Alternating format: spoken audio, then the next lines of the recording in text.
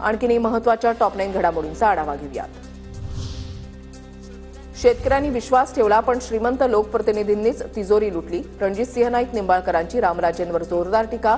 रामराजेंनी 4 दिवसांपूर्वी ठेवलेल्या स्टेटसलाही निंबाळकरांचं प्रत्युत्तर। फलटणमधील सहकारी संस्था रामराजेंनी विकायला काढल्याचा आरोप। धाराशिव जिल्ह्यामधील 170 मराठा आंदोलकांवरील गुन्हे निकाली। 13 प्रकारच्या गुन्ह्यातून मराठा आंदोलकांची निर्दोष मुक्तता।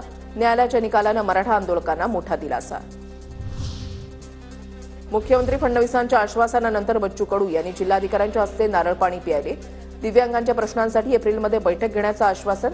मात्र मागण्या मान्य होईपर्यंत अन्नत्याग आंदोलन सुरूच राहणार, कडूंचा निर्धार। लातूरमध्ये पदभरतीच्या वादातून 2 महिलांनी चाकू हल्ला केला, मुख्याध्यापिकेचा आरोप। निलंग्यामधील शिवाजी विद्यालयामधली घटना। वसईच्या नायगावमध्ये मराठीची गळचेपी करण्याचा प्रयत्न। सोसायटीच्या मेंटेनन्सची नोटीस मराठीमध्ये मागितल्यानंतर मराठीला गोळी मारा असं म्हणत महिलेला जातीयवाचक शिवीगाळ। वसई पोलीस ठाण्यामध्ये गुन्हा दाखल। ठाणे शहराला अतिरिक्त 50 दशलक्ष लिटर पाण्याची गरज। सूर्या धरण, बारवी धरण औद्योगिक विकास महामंडळाकडून अतिरिक्त 50 दशलक्ष लिटर पाणी मिळवण्यासाठी सरकार प्रयत्नशील।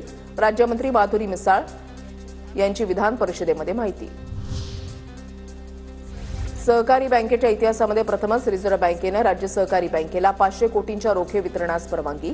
उपमुख्यमंत्री अजित पवारांच्या हस्ते रोखे वितरणाचा शुभारंभ।